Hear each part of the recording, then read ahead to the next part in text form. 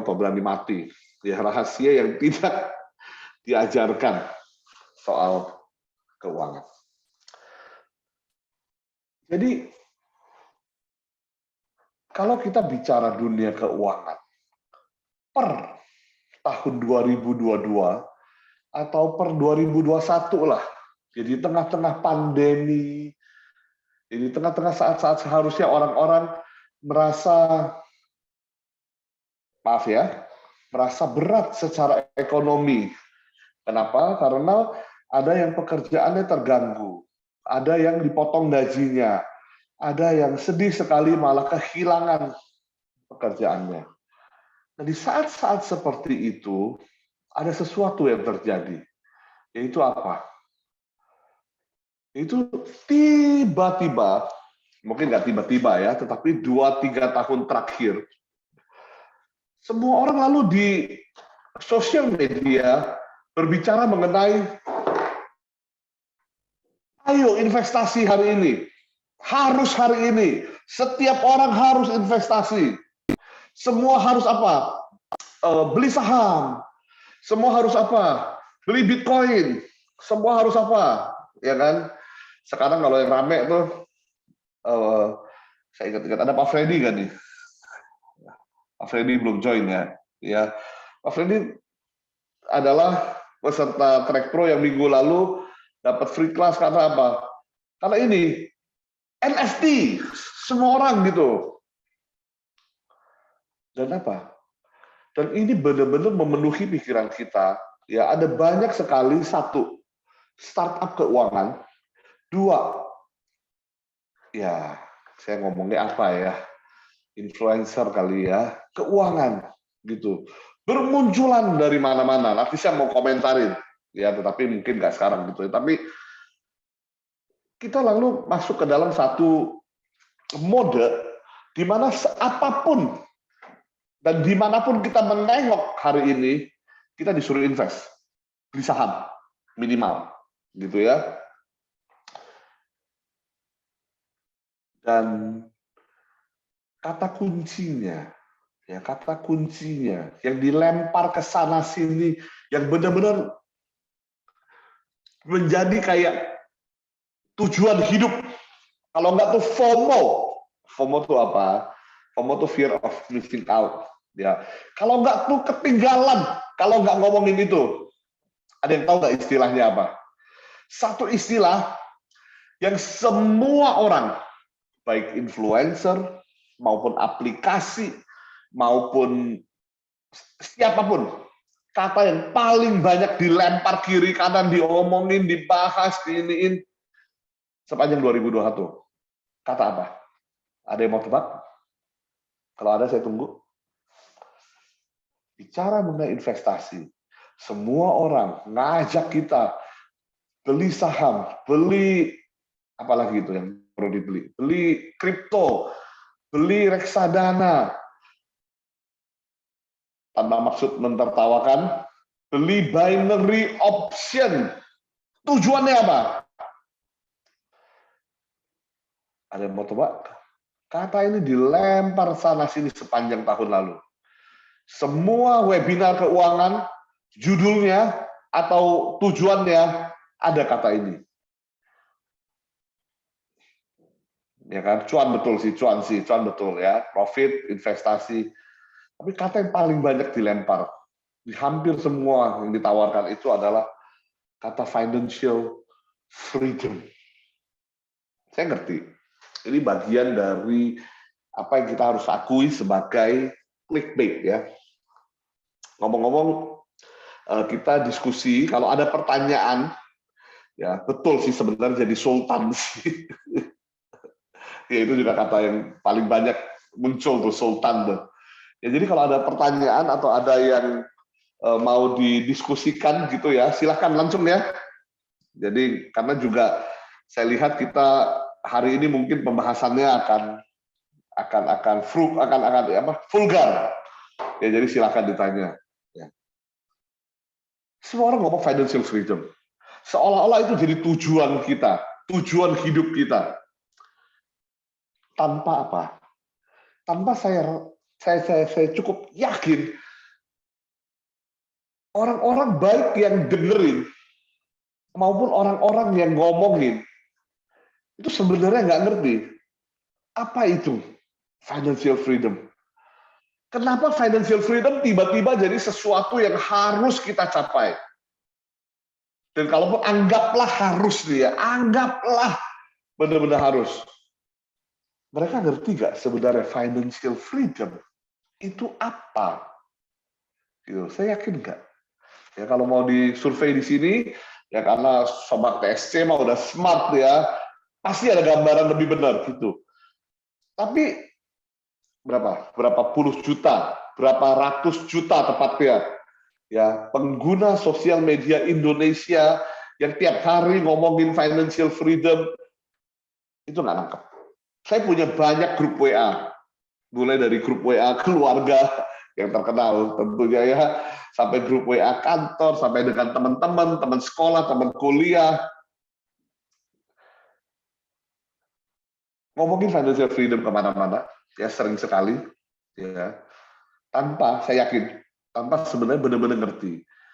Yang jadi bayangan orang adalah kalau gue financial freedom artinya gue punya banyak sekali uang. Berapa? Ya 100 M misalnya, gitu. Baru financial freedom, gitu. Tanpa ngerti. Ya, nah, poin saya hari ini adalah begini. Kita tuh, ya, begitu terpengaruh omongan-omongan soal investasi, omongan-omongan soal apa namanya, omongan soal investasi, omongan-omongan soal financial freedom, omongan-omongan soal financial planning. Ya. Dari mana sih?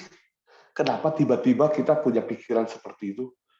Dulu kayaknya kerja ya, tahun 2015 gitu ya, kayak kerja baik-baik aja, nggak ada istilah itu. Nggak ada kalau nggak ikut Dogecoin to the moon and back, ada and back ya tuh kayak enak. Kalau nggak ikut Dogecoin to the moon, rasanya kok nggak apa-apa gitu ya 2015, 2014. Kenapa sekarang jadi masalah gitu? Dari mana sih kita dapat ide-ide itu? Sedih sekali. Mohon maaf harus disampaikan ya. Ya kita dapat itu dari sosial media kita.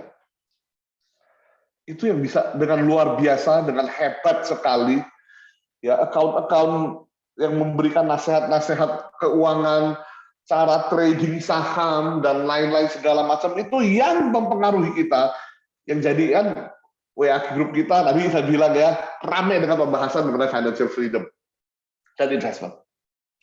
Padahal silakan, saya nggak mau ngomong siapa, coba sendiri cari tahu siapa influencer keuangan nomor 1 di Indonesia.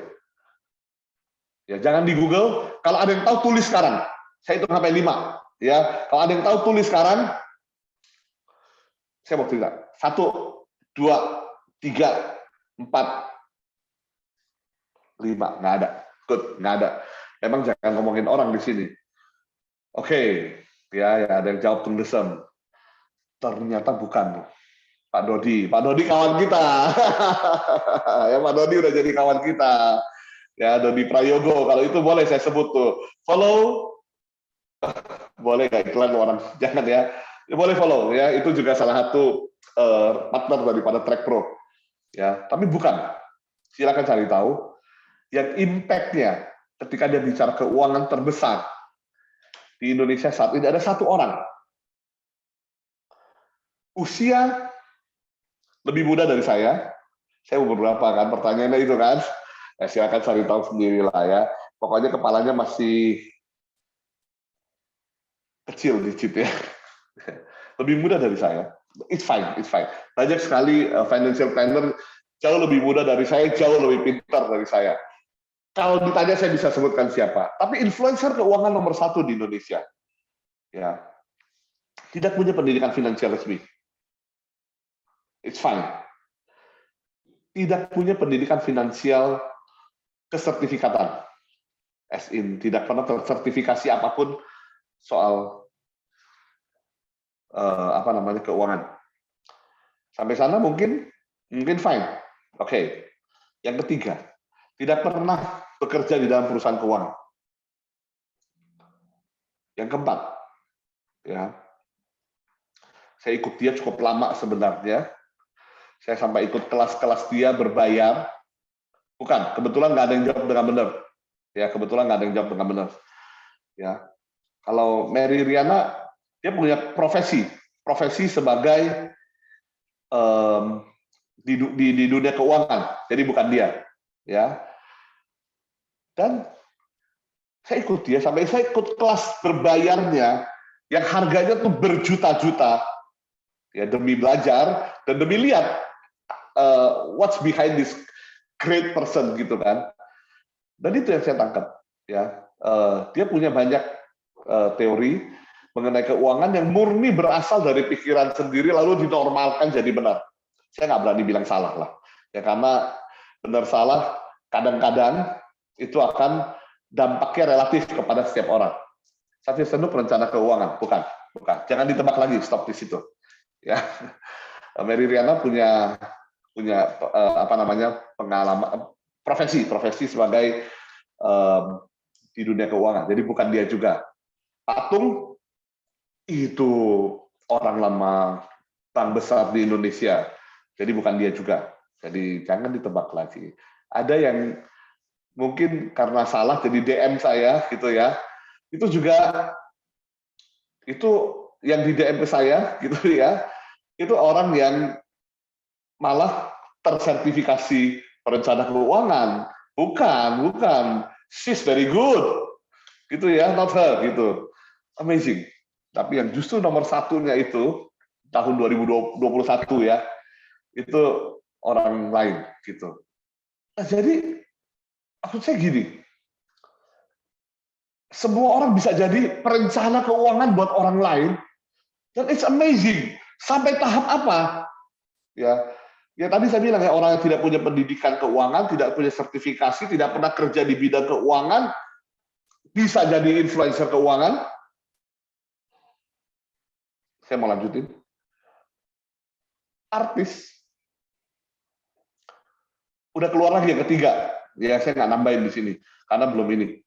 Artis bisa jadi pemilik koin cryptocurrency, which is bisa ya. Saya nggak bilang nggak bisa gitu.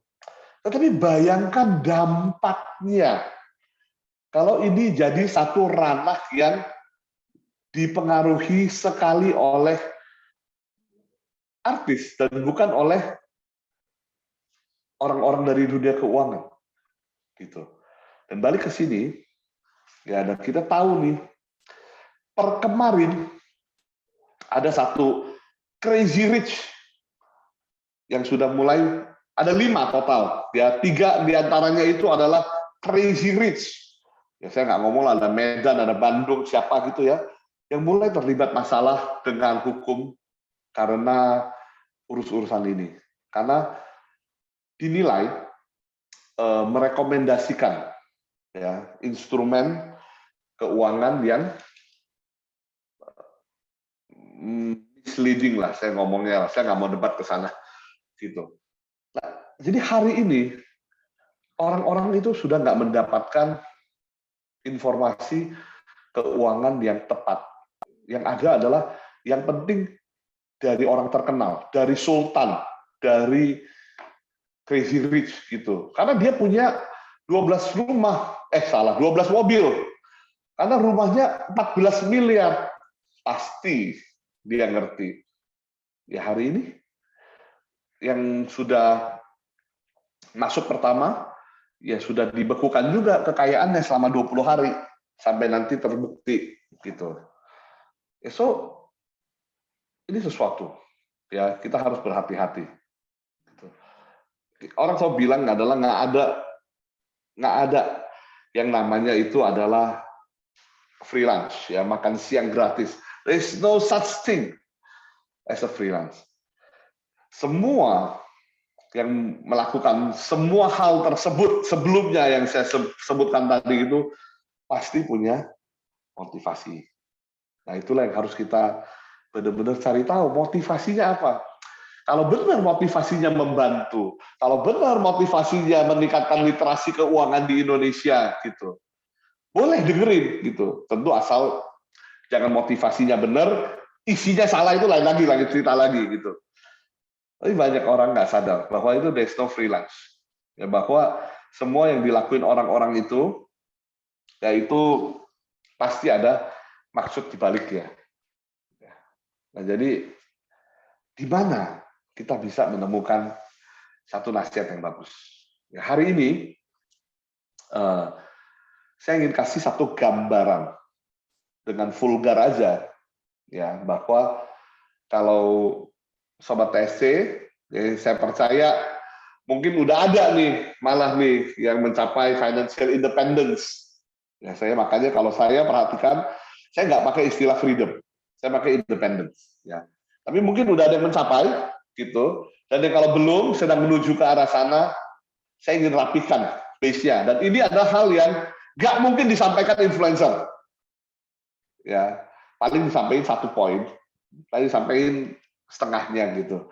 Ya, saya ingin sampaikan itu, tapi sebelumnya saya mau fair. Ya, harus fair dong ya. Jadi orang harus fair. Yaitu apa? Itu gimana sih kita bisa menemukan good advice, ya, nasihat yang bagus soal keuangan gitu ya. Kalau jawabannya tanya Pak Agus, boleh juga. Ya,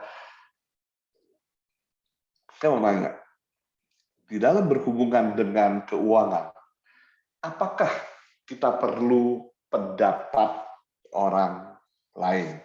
Siapa yang bilang yes, siapa yang bilang no? Coba. Dalam kaitan dengan keuangan orang lain, keuangan kita, apakah kita perlu pendapat orang? Jawabannya no. Ada yang no, ya, ada yang no. Oke, good. Ya, ada yang jawab lagi perlu dan tidak. Oh, ini bijak, ya, bijaksana. Tinggal perlu diluruskan nih, kapan perlu, kapan tidak nih, gitu ya. Ada lagi? Ya, saya tadi bilang di awal ya, saya mau fair, ya. Jadi saya mau bilang begini. Yang pertama, dalam perencanaan keuangan kita perlu pendapat orang lain. Kalau, nah ini silahkan didebat. Nggak setuju, ayo kita diskusi.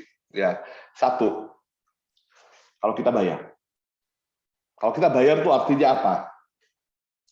Kalau kita bayar, artinya kita meminta, mencari, ya, nasihat keuangan itu dari pihak yang menyediakan jasa tersebut.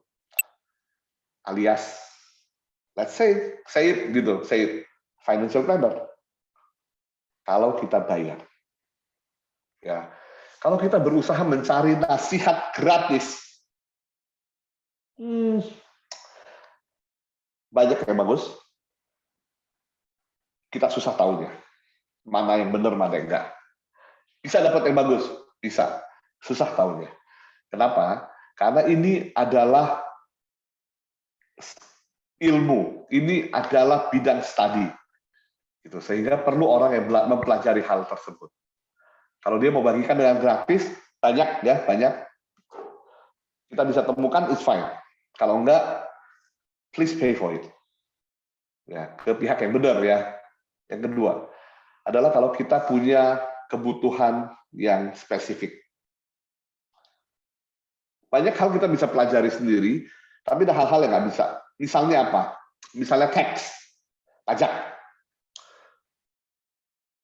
Itu hal yang mungkin kita perlu bantuan dari orang lain. Ya. Misalnya estate management. Misalnya pengaturan waris. Kalau kita punya banyak ahli waris, ya gimana caranya saya nggak ngomong ya. Gitu.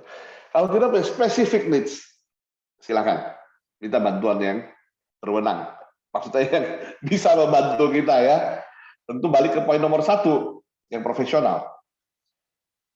Kita perlu, kalau kita benar-benar punya banyak sekali uang. Berapa banyak? Kalau kita bicara affluent, ya kita bicara at least $2 juta ke atas. Gitu ya, itu definisi umum. Tapi kalau kita merasa uang kan banyak kali soal perasaan ya. Punya segini kurang atau punya segini kelebihan. Pernah ada orang merasa punya kelebihan duit nggak? Jarang sih ya, jarang sih. Tapi ya kalau ada gitu ya, who knows. Kalau kita merasa kita punya cukup banyak yang kita nggak bisa handle sendiri, ya carilah bantuan. Cari bantuan. Kalau kita butuh bantuan, kalau kita sadar kita perlu, misalnya, saya tahu nih, saya harus menyusun saya kasih bocoran 1-2 hal ya. Saya harus menyusun budget untuk pernikahan dan saya nggak tahu caranya gimana. Kita perlu bantuan. Silakan cari bantuan. Ya. Kalau kita punya disiplin yang rendah, kalau kita tahu nih, kalau merencanakan keuangan itu, kita perlu yang namanya budgeting. Kita perlu namanya disiplin untuk mematuhi budget tersebut. Kalau kita udah tahu kita nggak punya, ya mungkin kita perlu bantuan. Apakah bantuan orang, atau mungkin bantuan aplikasi yang bisa membantu kita membagi-bagi keuangan kita, atau yang lain. Ya kalau itu perlu. Dan kita perlu, kalau kadang-kadang, nggak selalu, kalau kita mau membuat keputusan yang besar di saat itu. Keputusan besar itu kayak apa? Misalnya mungkin mau membeli rumah. Belinya cash atau KPR? Belinya, nah kalau KPR, mau yang tipe bunganya seperti apa? Apakah mendingan yang fix atau yang floating atau yang kombinasi? Kalau yang kombinasi, apakah lebih baik besar di awal atau kecil di awal? Atau kalau floating, ya orang suka bilang fix and cap, artinya apa? Gitu. Nah kita nggak ngerti. Tapi ini keputusan yang besar, cari bantuan. Silahkan. Ya ini adalah tadi katanya yes and no kan. Kalau yes, cari bantuan kalau hal ini terjadi. Kalau no, yang kapan? Nah, menarik. Ya saya berani ngomong begini. 1, nggak perlu cari bantuan. Kalau kita mau, ya kita berkenan ya untuk belajar. Misalnya apa? Langsung saya tepuk tangan buat Sobat TC, gitu ya. Mau menghadiri webinar atau kelas-kelas mengenai perencanaan keuangan yang waras, gitu. Lalu kita perlu apa? Ya ini, berkenan untuk spend waktu dan mungkin tenaga dan mungkin uang itu juga untuk bisa mengatur keuangan kita. Ya kalau waktu sih udah pasti. Ya kalau tenaga sih udah pasti. Tapi kadang-kadang ya kita perlu spend money juga untuk menemukan, untuk bisa melakukan pengaturan keuangan yang baik. Membeli aplikasi tertentu misalnya, itu is very helping. Ya. Kita nggak perlu ya perencanaan keuangan dibantu oleh orang lain kalau kita disiplin dan kita punya satu perasaan yakin, kita comfortable dalam membuat financial decision.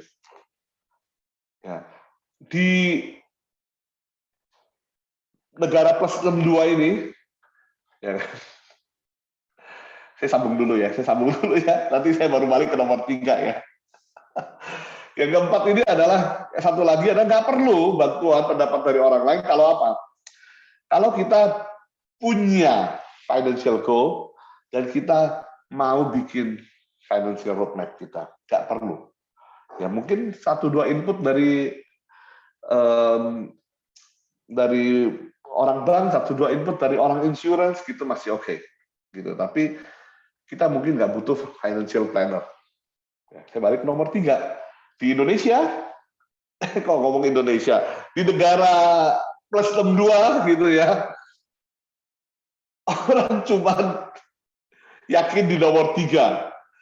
Pokoknya, I am comfortable in making the financial decision.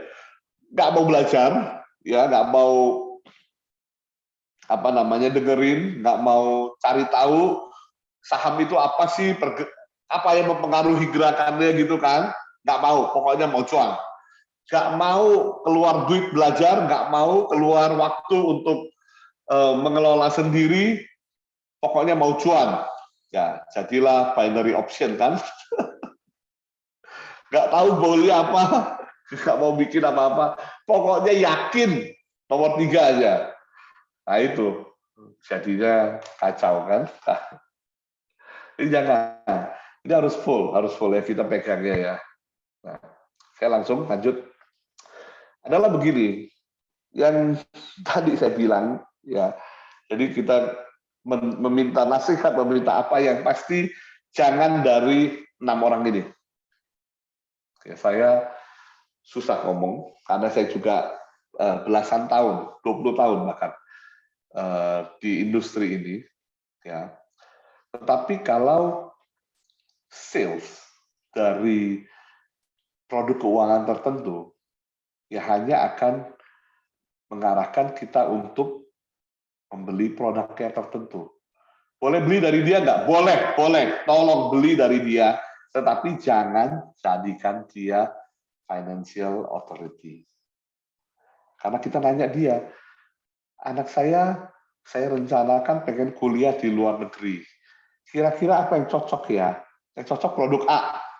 Gitu. Oke, saya beli ya. It's good. Terus besok kita nanya, saya juga mau siapin uang untuk pensiun saya. Yang cocok apa? Yang cocok produk A. It's good. Gitu. Semua kebutuhan keuangan kita, karena kita percaya sama dia, produknya cuma satu. Gitu. Kalau insurance gitu ya, solusi untuk semua masalah keuangan dalam hidup kita ya insurance. Nah, it's not good kalau di sana. Kalau dia jual reksadana, solusi semua masalah dalam hidup kita mengenai keuangan dan reksadana, ya it's not good. Gitu ya. So bukan financial authority. Ya. Nomor 2, ya siapapun itu yang ngomong begini, jualan produk finansial nggak dapat komisi, jangan percaya, selesai. Ya, karena kemungkinan besar, bahkan hampir dipastikan, ya pasti ada something. At least itu target mereka di perusahaan keuangan mereka itu. Ya. Kemudian, ya, yang selalu mengarahkan ke produk-produk yang sangat tertentu, ya, yang sangat fokus lah, sangat tertentu. Gitu yang tadi saya bilang di poin nomor 1, gitu. Kalau kita punya masalah A, kita punya masalah B, kita punya rencana C, semua jawabannya asuransi misalnya. Boleh beli dari dia, tapi jangan jadikan dia figur otoritasnya. Yang paling anti adalah yang mau membantu kita, tetapi pakai account dia, ya lupakan, tinggalkan langsung. Gitu. Yang jangan dipercaya adalah yang mendahulukan produk dibandingkan dengan foundation daripada personal finance. Ketemu dia, ya kita nanya nih, baiknya saya invest mulai di mana ya? Jawaban dia langsung, harus invest di sini, tinggalin. Harusnya pertanyaannya adalah, saya invest di mana ya? Dia harus tanya dulu, tujuan kamu investasi apa? Kalau ketemu ya kayak gitu, boleh lanjut ngobrol. Seriously. Ya. Dan yang poin nomor 6 adalah, lagi-lagi, yang nggak menghargai pendapat kita. Ya, saya pengen deh punya investasi yang seperti ini gitu ya. Bayangan saya kayak gini deh. Oh enggak deh, yang paling bagus asuransi. Kali. Nah, kenapa ini jadi penting? Ya, karena begini, mengenai masalah keuangan ini, ini lebih kompleks daripada sekedar sahamnya naik atau turun. Saya tahu ini agak, kalau lihat sekilas ya agak terlalu jauh, tapi ada yang tahu nggak film ini? Ya, karena pada nggak buka video, saya nggak bisa lihat wajahnya gitu, nggak ada yang ngangguk-ngangguk gitu ya. Tapi coba silakan, yang tidak tahu, coba yang tidak tahu boleh angkat tangan, raise hand atau kasih jempol atau yang lain-lainnya gitu, yang nggak tahu. Yang nggak tahu, semua tahu ya berarti ya, sebagian besar tahu ya. Oke, it's good gitu. Oh nggak tahu Pak. Iya, karena ini film tua juga gitu. Ya, tentu tahun berapa? Nanti coba saya Google ya. Saya juga nggak hafal, tapi udah tua. Ya, ada dua hal. Ya, satu adalah di film itu ada sekali waktu dia kembali ke masa lalu. Dia kembali ke masa lalu untuk ceritanya aneh lah. Tapi ya, dia intinya dia kembali ke masa lalu. Tapi dia balik ke masa depan. Ada satu diskusinya adalah sesuatu seperti dia nggak boleh, kayak dia udah di masa depan kan, dia nggak boleh membuat orang di masa lalu itu misalnya beli saham yang dia udah tahu naik, itu nggak boleh gitu. Efeknya nanti bisa parah gitu ya. Di filmnya ada kayak bahkan foto Polaroid ya, ada fotonya dia itu mulai menghilang gitu ya. Lalu intinya dia hampir terhapus dari kehidupan gitu ya. Jadi tapi dia ngelakuin hal lain. Tapi intinya nggak boleh saham itu. Dia ngasih tahu orang saham apa yang naik itu nggak boleh. Tapi yang kedua, yang lebih menarik, coba dipikir baik-baik ya. Apakah ya menurut Sobat TSC, kalau kita bisa kembali ke masa lalu dan memperbaiki dengan informasi yang kita punya sekarang ya, misalnya Bitcoin, ya kan? Kita kembali ke 2019 pertengahan tahun, lalu kita beli itu Doge, ya kita jual supaya rencananya ya kita jual di pertengahan tahun 2021, ya April, gitu. Naik 11.000%, 100 juta jadi 11 miliar. Kira-kira itu akan membantu financial freedom kita nggak? Topik kita kan financial freedom ya. Itu akan membantu atau enggak? Ayo, ada yang mau berani menjawab? Mau. Saya juga mau. Kalau mau atau enggak, jawabannya mau. Ya, saya juga mau. Gitu. Pertanyaannya adalah, apakah itu berguna atau enggak? Ya, sekilas pasti berguna, pasti. Tapi keuangan pribadi itu bukan soal Bitcoin naik berapa persen, bukan soal apa ya, bukan soal kita tahu saham mana yang pasti akan naik. Kenapa? Karena langsung aja ke sisi yang ekstrim aja udah. Menang lotre jutaan, bukan jutaan rupiah, gitu, bukan. Jutaan dolar, 1 juta dolar, biar kebayang ya, 1 juta dolar itu 15 miliar, ya, 14 sekian ya, nggak usah didebatin, ya, dengan Ukraina sekarang kondisinya begini mungkin, ya mungkin lebih nanti, tapi jangan didiskusikan dulu. Tadi sampai mana? Jutaan dolar menang lotre, ya, tetapi end up with nothing. Ternyata banyak, sampai ada artikelnya kan. Nah, kira-kira berapa banyak? Asal aja, coba. Dari 100 orang yang menang lotre, dan jutaan dolar, kira-kira berapa banyak yang tetap sukses, berapa banyak yang nggak sukses lagi? Coba kira-kira. Persentase aja.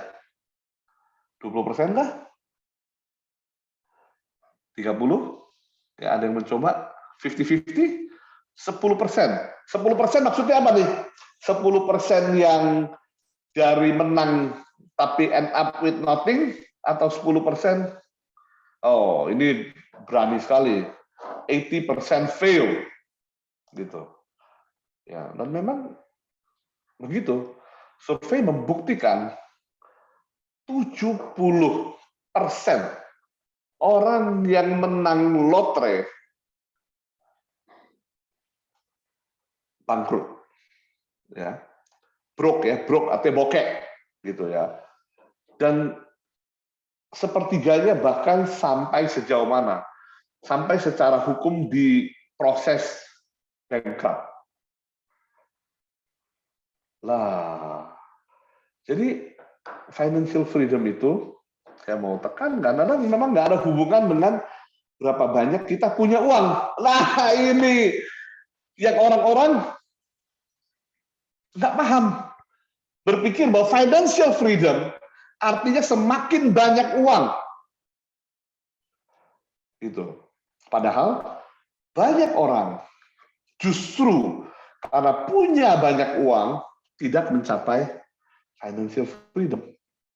Orang-orang menang lotre ternyata malah bangkrut. Jadi kalau bukan soal jumlah uang, financial freedom itu soal apa? Ya. Kalau bukan soal miliar di bank gitu ya, atau triliun di bank, financial independence itu soal apa? Ya.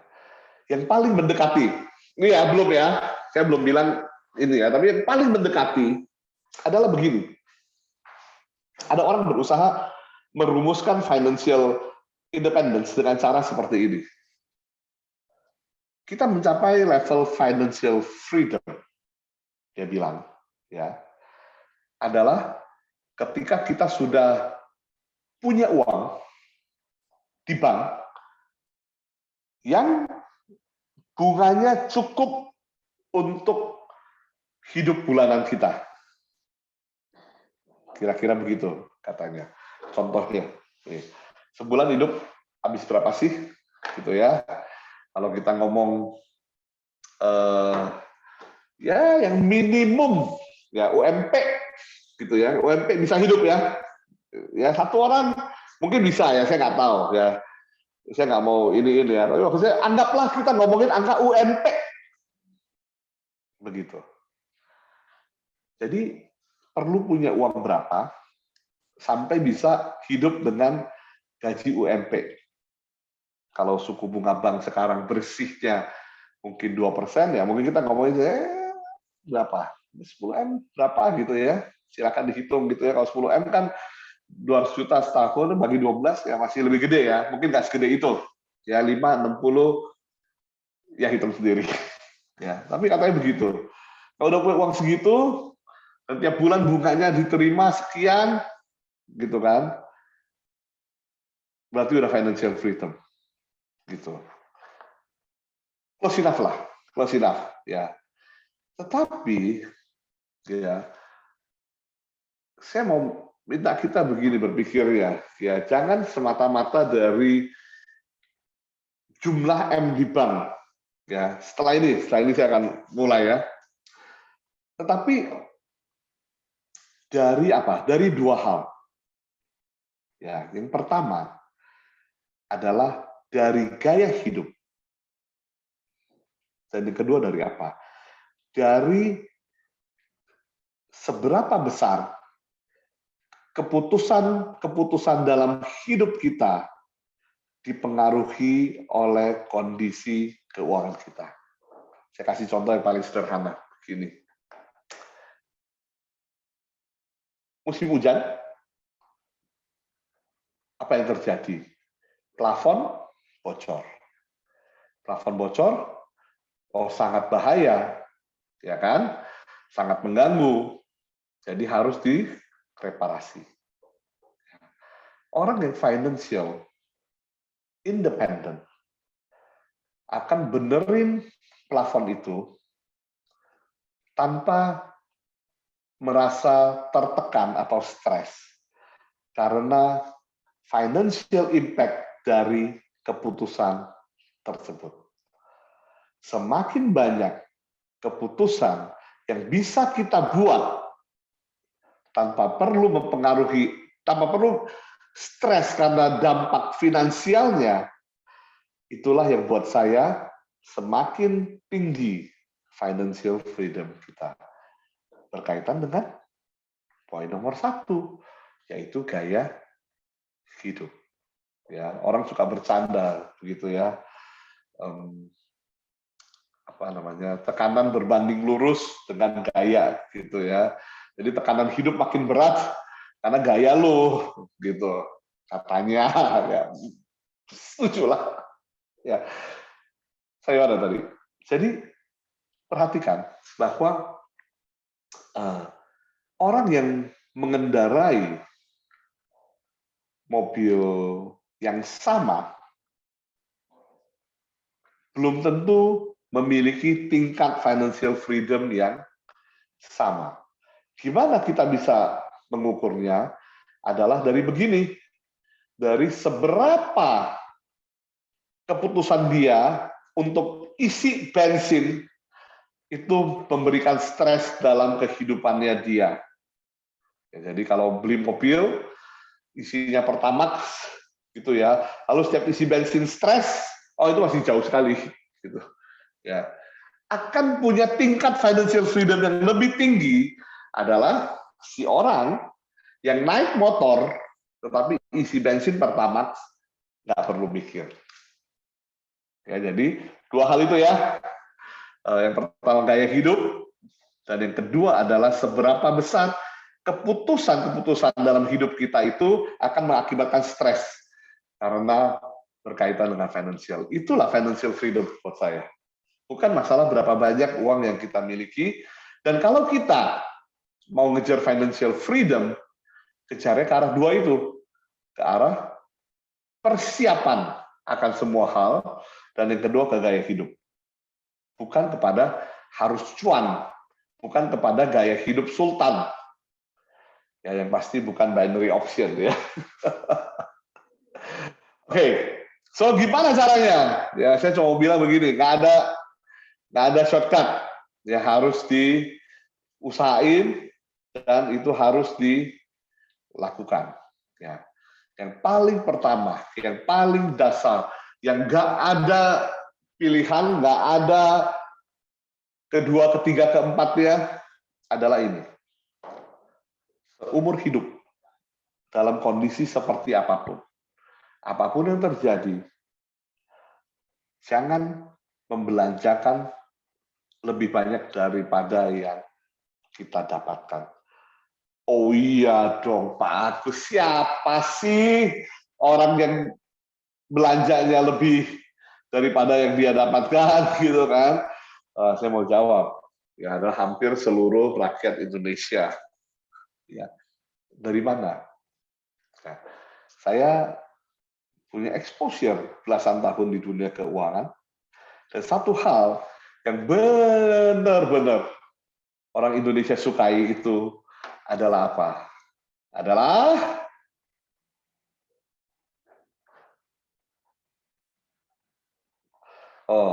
saya lihat chat ya, 10% yang tetap lanjut kaya. Ya iya, betul ya, cocok ya.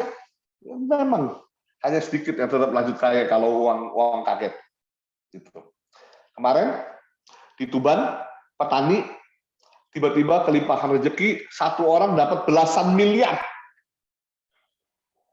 1,5 tahun kemudian, kelompok yang sama komplain, nggak punya uang, nggak tahu mau makan apa.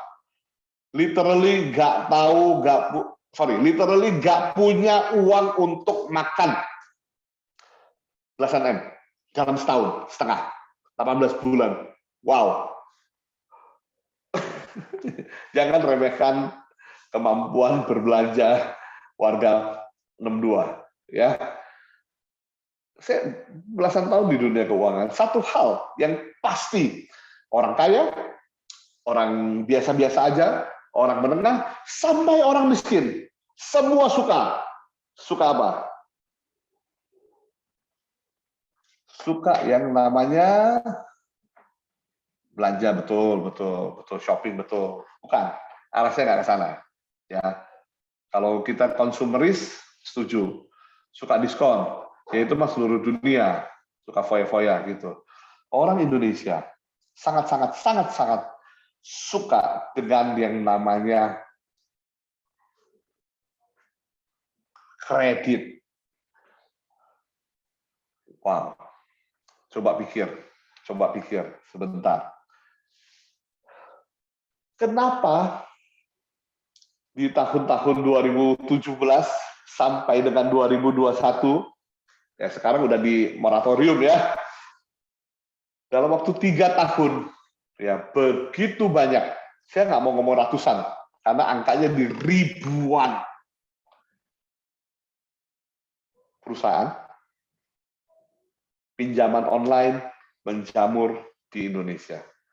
Bukan cuma lokal, dari luar negeri. Bukan cuma dari China, bahkan ada dari negara-negara Eropa Timur. Semua datang ke Indonesia, membuka usaha pinjaman online. Ada yang legal, ada yang ilegal. Karena apa? Saya mau kasih tahu satu hal lagi sebelum itu. Ribuan, ya angkanya 1000 lebih, gitu ya. Area fokus mereka karena regulasi, ya mereka nggak bisa punya field collection, mereka hanya melakukan desk collection. Area jangkauan bisnis mereka itu masih sampai baru di kota-kota besar. Tepatnya baru di kota-kota besar di Jawa. If not even Sumatera, not even Medan. Karena apa? Karena market orang yang pengen kredit di Jakarta, di Jawa, dan di seluruh Indonesia, ya itu sangat besar sekali. Ya, jadi ini adalah kalimat atau mantra yang kelihatannya semua orang tahu, nggak ada satu orang pun yang akan bilang, oh iya dong, gitu ya. Tetapi yang terjadi sebaliknya. Ya, jadi fair-fairan. You spend more than you earn, siap-siap nggak pernah mencapai financial freedom. Oh ya, itu kan logika. Fakta mengatakan hal yang lain. Jadi itu hal yang pertama. Ya, ketika kita mau bicara mengenai financial independence, ya nggak ada orang yang mau jadi martir, ya terus ngomongin mengenai cash flow. Kenapa? Karena kalau mulai bicara mengenai cash flow, belum tentu orang invest. Kalau mulai bicara mengenai cash flow, belum tentu orang mau binary option trading. Ya saya kenapa balik-baliknya ke situ ya karena lagi rame. Ya itu aja. Ya, no offense. Itu yang pertama. Ya, yang kedua yang kita bicara sangat serius adalah sebelum kita mulai bicara mengenai financial freedom, tolong rapikan dulu 3 hal ini. Emergency fund, saya udah belakangan ya, mulai banyak yang ngomongin soal emergency fund. And it's good, ya saya appreciate gitu. Jadi ada juntrungan yang lebih benar lah sekarang daripada sekedar bilang apa namanya, ayo beli saham, ayo apa gitu ya. Enggak, itu benar. Ini arahnya positif gitu. Tapi yang dua lagi, yaitu masih berantakan. Dalam artian seperti apa? Saya mau kasih sedikit penjelasan, sedikit contoh, lalu silakan kalau ada yang mau didiskusikan. Saya mau mulai dari nomor 3. Di Indonesia, siapa yang bicara mengenai asuransi? Yang bicara mengenai asuransi adalah agen asuransi. Gitu. Salah nggak? Nggak salah. Gitu. Tetapi ya seharusnya membicarakan mengenai asuransi itu adalah bukan agen asuransi, harusnya adalah pengelola keuangan. Kenapa? Karena agen asuransi, semakin banyak asuransi yang terjual, dia semakin untung. Semakin banyak asuransi yang terjual, dia semakin bahagia.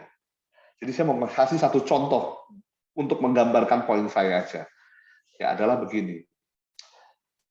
Apakah kita punya asuransi yang tepat? Ya, yang agen asuransi atau yang beli asuransi, kita open, ya kita vulgar dan tidak ada yang tersinggung. Ya, saya mau tanya, siapa yang membelikan asuransi jiwa untuk anaknya? Ya, kalau ada ya, nggak apa-apa ya. Siapa yang membelikan asuransi jiwa untuk anaknya dan tidak punya asuransi critical illness untuk dirinya sendiri di sini hari ini? Saya mohon maaf, saya mau katakan salah urutan pembelian asuransinya. Ya, silakan kalau ada yang mau bicara lebih lanjut mengenai hal ini, tapi it's totally wrong, gitu. Ya, hal kedua, kalau nggak percaya, ya apa kita ngomong apa ya biar seru ya. Begini, saya tadi bilang ya, ada orang-orang mulai bicara soal emergency fund. Saya appreciate, ya. Lalu ada orang-orang di antara sekian mulai banyak, ya, tapi separuhnya gitu ya, mulai mengajarkan. Ya, saya sampai screenshot waktu saya baca. Mulai mengajarkan, taruh di mana emergency fund-nya? Ya, taruh di, saya nggak mau sebut, taruh di instrumen investasi. Jadi ada investasi yang tujuannya untuk jadi emergency fund, ada investasi untuk tujuan-tujuan yang lain. Ya, I'm sorry, yang dengerin pengajaran seperti itu salah sama sekali, totally wrong. Gitu. Nothing emergency kalau mau digabungkan dengan investasi. Ya. Terus asuransi rame nih COVID, gitu ya. Jadi orang bilang apa? Beli asuransi, gitu sekarang karena lagi COVID. Salah. Ya. Harusnya sebelum ada COVID, waktu masih sehat, beli asuransi. Karena kalau udah sakit, asuransi juga udah nggak mau jualin ke kamu. Gitu, kecuali banyak uang. Nggak bisa bayar extra premi. Itu lain cerita. Ya. Jadi ini ada hal-hal. Apalagi yang nomor 2. Yang nomor 2 itu adalah apa? Simpelnya begini, beresin utang.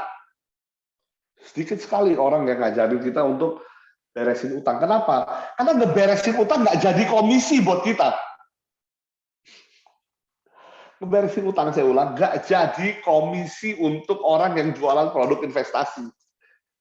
Malah ada yang ngajarin sekarang adalah begini, pinjam uang untuk investasi. Nice. Salah. Jangan pernah lakukan hal tersebut. Tapi ada yang ngajarin dan ada yang lakuin. Ya karena orang-orang itu sangat pintar dan jauh lebih pintar dari saya dan ini mereka melakukan yang namanya leveraging. Mereka melakukan yang namanya carry trade. Itu ada ilmunya, belajarnya belasan tahun, termasuk pengalamannya, baru bisa lakukan. Kalau kita dengerin influencer ngomong begitu, yang nggak bisa. Jeff Bezos pelakunya. Ya Jeff Bezos bisa. Kamu bisa bikin Amazon. Kalau bisa ya silakan gitu. Ya, jadi 3 hal. Sebelum kita mulai bicara mengenai keuangan, yang sangat penting harus segera dilakukan adalah punya emergency fund. Singkat cerita, emergency fund apa? Emergency fund itu adalah kalau terjadi apa-apa dalam hidup kita, dan kita tiba-tiba dihadapkan dalam situasi nggak punya penghasilan, hidup kita berlangsung terus. Bikin itu. Pilih mau hidup berapa lama setelah kejadian itu. 3 bulan? Ya. Waktu pandemi membuktikan apa? Ternyata cari kerja 3 bulan nggak gampang. Gitu. Ternyata ada di pandemi orang-orang kehilangan pekerjaan sampai 1,5 tahun ke depan masih nganggur. It happens. Ya, tetapi ya minimal bikin lah emergency fund. Berapa banyak? Ya, ada caranya. Singkat cerita aja, ya saya langsung ke akhir. Penghasilan kita berapa hari ini? Ada yang hitung dari pengeluaran, saya hitung dari penghasilan. Ya, hitung penghasilan tergantung kondisi. Kalau single masih bekerja, saya pindah 3 sampai 6 bulan daripada penghasilan bulanan gitu. Kalau menikah dengan tanpa anak gitu misalnya, ya pasti kan 6 bulan lah kita bisa pergunakan untuk mencari pekerjaan gitu. Kalau punya anak tambahin, satu anak tambahin 3 bulan, atau kalau mau lebih yakin lagi satu anak tambahin 6 bulan. Jadi kalau punya satu anak 9 sampai 12 bulan dari penghasilan bulanan itu harus dipisahin, masukin ke kotak, ya nggak harus kotak ya, masukin ke bank juga boleh. Tapi pastikan itu idle. Ya gede tuh angkanya gitu, karena gaji saya kan gede kan. Coba diinvestasi sedikit-sedikit gitu, silakan.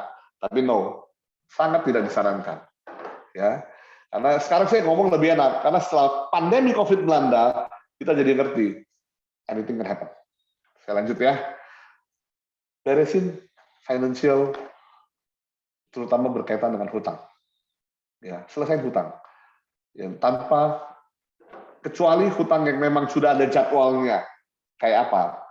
Kayak cicilan mobil, cicilan rumah, ya silakan gitu.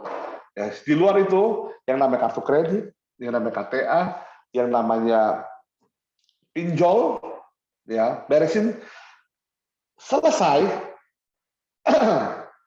baru kita ngomong lagi. Ya kalau belum selesaiin dulu. Jangan beli satu lot saham pun sebelum financial selesai. Dan kita banyak yang nggak lakukan, saya tahu pasti. Ini ngomongnya kok agak tega gitu ya. Ya, it should be that way. Gitu. Berikut, karena ya saham punya resiko tersendiri, ya, tetapi hutang resikonya clear, ya, nggak bisa diabaikan. Yang ketiga adalah miliki asuransi yang tepat. Nah ini perlu ilmu, ini perlu pemahaman dan belajar dan cari tahu yang tepat seperti apa, gitu ya. Tapi di hari ini kita nggak ngomongin ini. Di mana kita ngomongin ini? Fact Pro ternyata punya kelas financial and asset management for executive. Ada 4 part, ya. Boleh request ke tim Track Pro kalau misalkan ada ingin mendapatkan lebih detail mengenai 3 poin ini. Ya, kita ngomong panjang lebar mengenai hal ini di Fame Part 3. Step 3. Yang paling penting dalam hidup keuangan, dalam hidup maupun dalam keuangan, ya adalah punya goal. Ya, punya goal. Saya selalu lihat orang, ya waktu saya di brokerage gitu ya, namanya kita kan jualan ya, jadi kita hubungin, mau beli atau enggak Pak? Mau, gitu ya. Belinya gampang. Tiba saat jual, bingung. Naik jual nggak? Bingung. Akhirnya pas naik nggak jual, terus turun, ya karena turun jadi panik jual, rugi dong. Nggak apa-apa, yang penting selamat dulu. Turun lagi. Wah, saatnya beli lagi gitu ya di bawah gitu kan. Nah, terus bener nih naik lagi nih. Wah, kali ini bener nih, ya udah cuan nih ya. Jadi dibiarin. Turun lagi.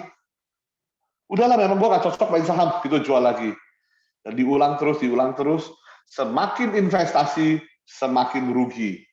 Kenapa? Karena nggak punya financial goal. Kalau punya financial goal, kalau tahu kapan dan seberapa besar dan bagaimana mencapainya, hal itu nggak terjadi.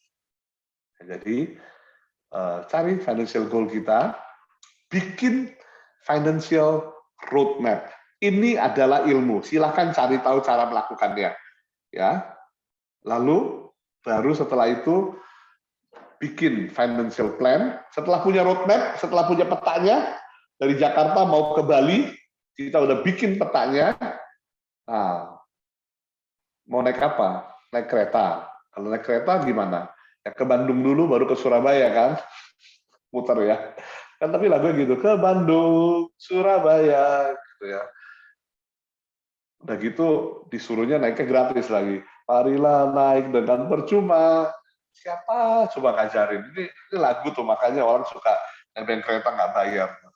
Oke. Setelah ada, bikin plannya, bikin baru dipilih instrumennya, kendaraannya itu apa. Ini ilmu yang memang perlu dipahami. Nah, ini jadi saya terpaksa sebutkan lagi kalau ada yang mau. Ini kita bahas di FAME, ya part 4. Ya, ada 4 part Financial and Asset Management for Executive. Ya, itu sangat teknis, lengkap dengan tools-tools yang ada. Ya, silakan hubungi admin kita untuk bisa dapetin rekaman videonya. Silakan. Oke. Tapi itu tadi, setelah kita lakukan step 2, ya, emergency fund, debt management, sama asuransi, barulah kemudian cari goal-goal kita dan bagaimana mencapainya. Boleh paralel nggak? Tergantung. Maksudnya paralel itu apa? Serius. Ya. Ya kalau maksudnya paralel adalah utangnya nggak dibayar dulu gitu ya, nunggu hasil investasi untung baru bayar utang, ya nggak boleh. Ya urutannya hutang dulu gitu. Jadi ini ya, step 2, lalu step 3, barulah step 4. Ya, step 4 ini bicara mengenai money habit. Ya, money habit. Nah, ini yang benar-benar harus dibangun dari awal. Ini yang nggak bisa kita tiba-tiba bilang adalah begini, udah punya goal, ya mundur ya, hebat nih kan, udah punya goal, udah tahu mau bagaimana mencapai goal tersebut, udah punya pilihan-pilihan investasinya, gitu, maka akan sukses. Semoga ya, tapi kita perlu menjadikan pemikiran itu dituangkan ke dalam satu kebiasaan. Ya. Dan kebiasaan yang pertama, yang paling mungkin paling sulit, ya, itu adalah memiliki budget. Ya, memiliki budget ini bukan cuman oke, sebulan gajinya berapa gitu ya, lalu kita tuh bagi-bagi nih, nabung segini, masukin ke ini, ke persembahan dan zakat seginian, kasih orang tua seginian, gitu kan? Bukan cuma itu, ya. Budget itu adalah sarana untuk tracking, yang kita bisa tahu uang itu pergi kemana. Saya ada satu cerita, saya suka cerita begini. Ya. Jadi ada 2 orang, ya kan, ketemu di, banyak yang saya rasa udah pernah dengar ceritanya ya. Ada 2 orang ketemu di ini di halte bus, gitu ya, di halte bus. Mereka ketemu di sana, terus langsung ngobrol, gitu kan. Yang satu lagi merokok, yang satu enggak, gitu kan. Terus dia bilang, yang satu ngomong ke yang lain, gitu kan. Kamu merokok ya Pak? Iya loh, rokok gitu kan ya. Sehari berapa bungkus rokok gitu. Wah, dia bilang, wah saya sih udah lama ya merokok ya. Saya minimal, jangan tega-tega ya, saya bilang gini, minimal sehari 1 dus lah, gitu ya, satu bungkus gitu. Oke, kan, waduh, 1 hari 1 bungkus, harga rokok berapa sih gitu kan? Katanya, ya saya punya sih harganya 15.000 gitu. Oke, udah ngerokok berapa lama Pak? Gitu kan, dia bilang, oh saya udah ngerokok dari remaja gitu, dari umur 17 tahun. Sekarang Bapak umur berapa? Sekarang saya udah 37 tahun, 20 tahun gitu ya. Waduh, ini juga ya Pak ya, udah lama juga ya. Iya. Terus jadi dia bilang gini, orang yang kedua ini bilang gini, Pak, Bapak dengerin saya Pak. Saya ini peduli sama Bapak. Kalau Bapak misalnya Ya, waktu itu dari umur 17 tahun itu, 20 tahun lalu, Bapak itu nggak merokok, Pak.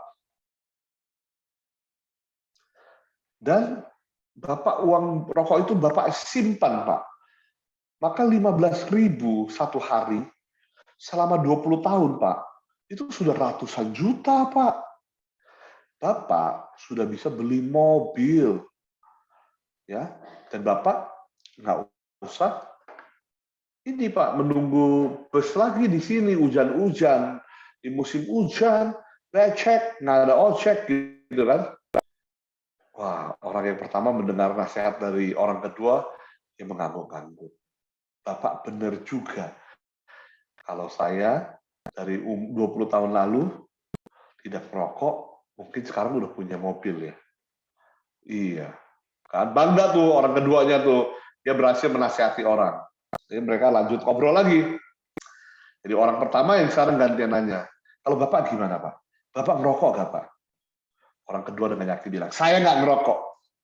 Ya, saya sangat menjaga kesehatan saya. Jadi saya dari muda tidak pernah merokok. Wah, bangga dia. Terus orang pertama nanya, jadi mobilnya di mana, Pak? Katanya kalau nggak ngerokok selama 20 tahun bisa beli mobil. Ya, mungkin kepikiran, oke, cerita lah. Oke, ada lucunya lah, sedikit lah, gitulah ya. Tapi kalau ditanyakan pertanyaan itu ke kita, tahu nggak duit kita selama ini, ya kerja berapa tahun? Ya, saya udah kerja berarti, oh, oke, cukup lama juga, ya cukup lama juga. Oke, saya juga baru kaget gitu ya.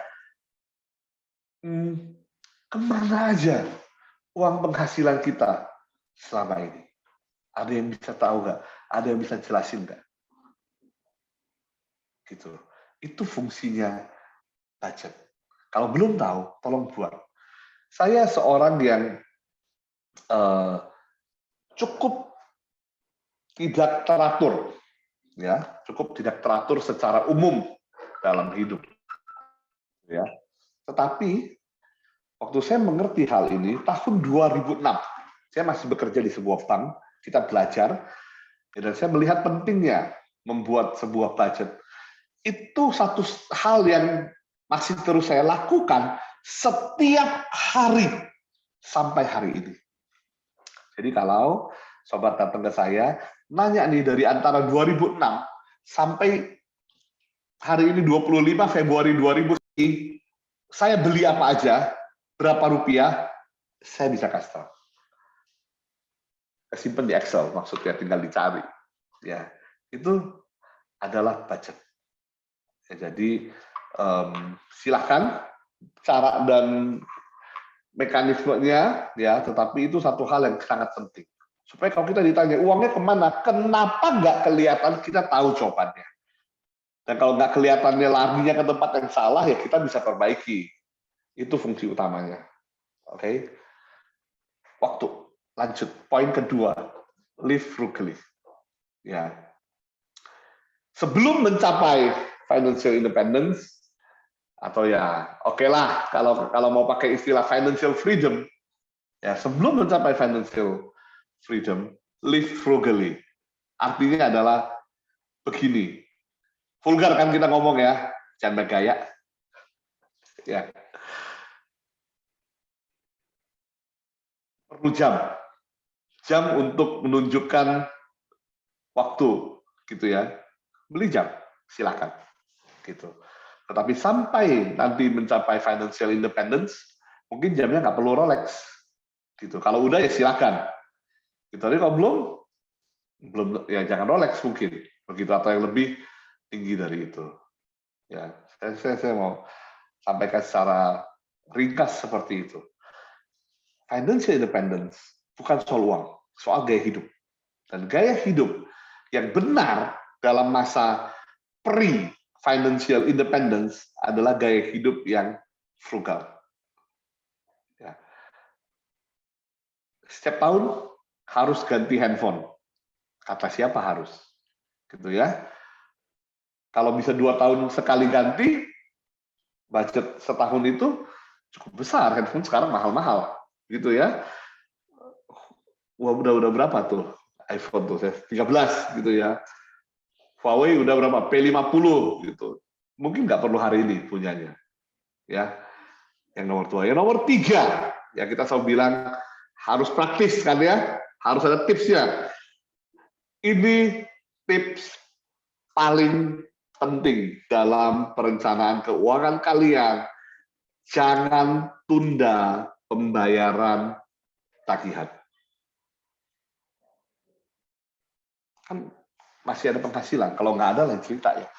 Tapi masih ada penghasilan, bayar tagihan tepat waktu. Yang termasuk tagihan itu apa? Ya segala macam tagihan plus donasi. Ada yang persembahan, ada yang zakat, ada yang lain-lainnya. Semua dibayar on time. Percaya saya, kalau yang menunda-nunda zakat, ya uangnya kepake deh buat yang lain. Jangan, ya benar-benar dosa kan ya. Saya nggak tahu. Ya tapi bayar tagihan tepat waktu. Nomor 4, terima penghasilan, ambil dulu untuk diri sendiri, untuk ditabung, baru belanjakan sisanya. Jangan terbalik, ya. Jangan tabung setelah semua tagihan, setelah semua kebutuhan dibeli, setelah segala macam baru nabung. Terbalik. Itu caranya adalah gini, kita mikir kita butuh apa selama sebulan, kita alokasikan, masih ada sisa, itu ditabung. Ya, itu kan gaya kerja kita. Salah, terbalik. Kita mikir dulu kita mau tabung berapa. Dalam tabung ini saya luas ya, artian luas ya. Jadi bisa aja investasi, bisa aja menabung beneran, bisa aja yang lain-lainnya gitu ya. Baru setelah itu, gaya hidup kita menyesuaikan sisanya. Kenapa? Karena saving ratio, apa itu saving ratio? Tulis dulu ya. Saving ratio itu adalah kunci yang menentukan tercapainya goal financial kita atau tidak. Namanya saving ratio. Mau tahu lebih jauh, fame kedua, ketika kita bicara mengenai income dan expense. Ya, fame ada 4 seri, sekali lagi iklan, silakan hubungi admin Track Pro untuk bisa mendapatkan rekamannya. Ya, nomor 4. Nomor 5, penghasilan dari waktu ke waktu bertambah. Ya, ketika penghasilan bertambah, pajak bertambah. Ya, persembahan bertambah, zakat bertambah, gitu ya. Gaya hidup nggak perlu benar-benar bertambah. Suka lupa orang, ya kan? Waktu penghasilan 1 juta, donasinya 100.000, tabungnya 300.000, hidupnya 600.000, bisa. Waktu penghasilan 10 juta, donasinya tetap 100.000, tabungnya tetap 300.000, spendingnya 9.600.000, nggak cukup pula. Gaya hidup. Gaya hidup. Ya. Dan gaya hidup tuh naiknya tuh bukan garis lurus, bukan. Gaya hidup tuh naiknya begini nih. Kalau kita naikin gaya hidup, pembelanjaannya naiknya, kalau orang tuh suka bilang tuh eksponensial. Gitu ya. Jadi perhatikan gaya hidup. Di ini apa penyedia layanan streaming sekarang lagi ramai, ada beberapa film mengenai hal ini. Ya, silakan cari sendiri. Yang satu cowok ya yang menipu cewek-cewek tentunya ya untuk itu dengan gaya hidup dan lain-lain. Yang satu cewek ya dibilang menipu, mengakali banyak sekali orang lain di sekitarnya untuk menunjang gaya hidupnya. Ada film-film itu lagi rame lah di layanan penyedia jasa streaming. Ya, oke. Jadi yang nomor 5 itu, jangan penghasilan naik, yang pertama naik gaya hidup, salah. Ya, yang kalau bisa gaya hidup sama, ya nggak bisa lah, mungkin naik dikit lah, dikit sekali gitu. Tetapi yang harus dinaikin itu adalah apa? Yang harus dinaikin itu yaitu donasi dan saving. Kenapa? Kalau kita nambahin saving, ya kan? Saya kasih contoh tadi, gaji 1 juta, donasi 100.000, saving 300.000, belanja 600.000. Gaji naik jadi 1,5 juta gitu. Ya donasi jadi 150.000 kan ya, karena persentase kan ya. Penghasil apa yang digedein savingnya, misalnya jadi berapa? Ya dari 300 misalkan jadi 600.000 begitu. Kalau naik jadi 600.000 2 kali lipat, satu, gaya hidup tetap boleh naik dari 600 jadi 750, masih ada sisanya.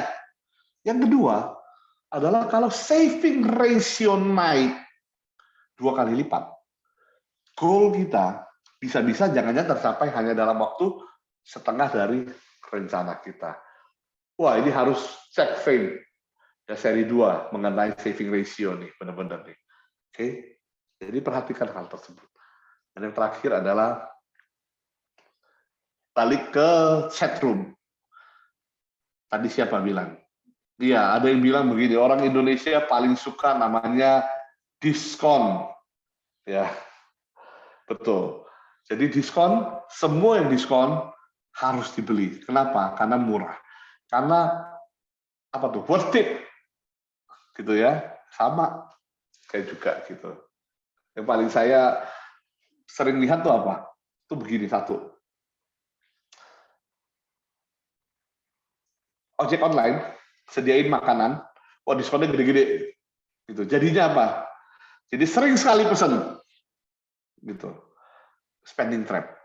Karena kalau nggak pesan, tetap bisa makan, bahkan biayanya nggak keluar. Kalau memang ikutin gaya hidup sebelumnya. Ya misalnya masakkah atau apakah gitu. Ada hal-hal seperti itu, terutama diskon. Itu namanya spending trap. Ya. Dan kita sempat bahas ini ya beberapa kali, bahkan ya beberapa bulan lalu ada The Latte Factor itu juga bicara mengenai hal ini gitu ya. Kopi sekarang ngopi entah kenapa makin lama makin mahal ya, itu spending trap. Kalau nggak ngopi senewen gitu kan, terus dikasih kopi instan makin senewen, maksudnya kalau nggak Starbucks senewen gitu. Nah itulah spending traps ya. Jadi 4 hal. Jangan liatin sultan. Ya ini lagi-lagi saya bilang ini nggak dikasih tahu. Harus hidup justru frugal. Harus hidup jangan baik gaya. Jangan ikutin sultan-sultan di Instagram. Setengahnya juga palsu. Gitu. Nggak ada. Saya cari kemana-mana sedikit sekali. Bahkan mungkin nggak ada saya ketemu yang minta tolong kalau kalian mau financial freedom, yang penting tuh bayar tagihan, selesaiin utang. Nggak ada. Gitu. Nah ini saya kasih tahu ya kepada sobat-sobat yang hadir di sore hari ini. So 4 step apa aja tadi saya mundurin. Ya, yang pertama pastikan mantra ini dilakukan. Never spend more than you earn. Yang kedua adalah selesai ini. Ini harus selesai. Ini urusan harus selesai. Ibarat kata belum selesai, jangan ngurusin hal lain dalam urusan keuangan. Trust me. Yang ketiga, bikin perencanaannya. Ya ini yang nggak mudah. Ya karena itu ada satu sesi Fame khusus untuk hal itu. Iklan terus. Dan yang terakhir apa? Minimal 6 ini jadiin kebiasaan. Ya, punya budget, hidup dan kayak tagihan dibayar, tabung. Jangan kalau penghasilan naik, jangan naikkan gaya hidup terlalu jauh, sama jangan belanja sana sini dengan ngacok. Biarpun diskon, biarpun sale, ya. 4 step ini dimulai ya buat yang belum. Kalau yang udah silakan skip. Buat yang belum untuk boleh mencapai ke financial independence.